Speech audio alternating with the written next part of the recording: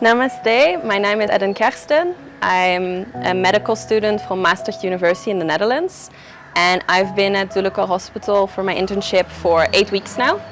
I've been enrolled in the community department because the university wants me to work on a project called Health Prevention in Society, so that's what I've been working on.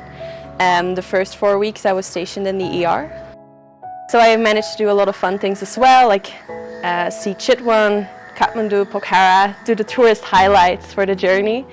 So I've also been to 2 of the outreach centers. The first one was Dhulikhel, which was one really close by, and it's a smaller one because there's also a government facility in the town itself, so it doesn't see as many patients.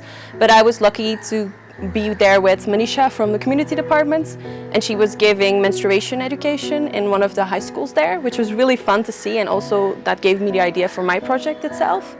And then the other one I've been to was Hindi outreach, which is up north near the border with China. And the area is very remote, and it sees a lot of trauma cases because people fall from hills or there's rock slides. So when we were there was actually a patient coming in with trauma, and it started out fine. They were talking, they had a lot of pain in their heads, but at some point they started vomiting. So that meant that he would need a CT scan, which obviously isn't available in such a remote area, which was really hard for me to see because the lack of resource was what was not helping him. So he had to travel for 3 hours. So when I heard from my friends how he arrived in the ER unconscious and having to be intubated, that was one of the hard examples of seeing how much of a difference it is and how much of a luxury it is to be able to just order a CT scan. So I think those outreaches really do provide the first initial pre-hospital care, which they do what they can do, and that's the best you want to achieve. So it was amazing to see, but also a little bit hard.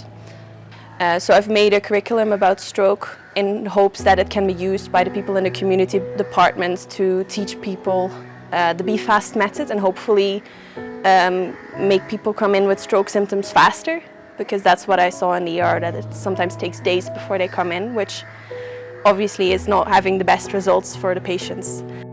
It was rough because there is little time, and everybody, the MOs, are just busy with the patients, and it felt like they weren't really willing to talk to me.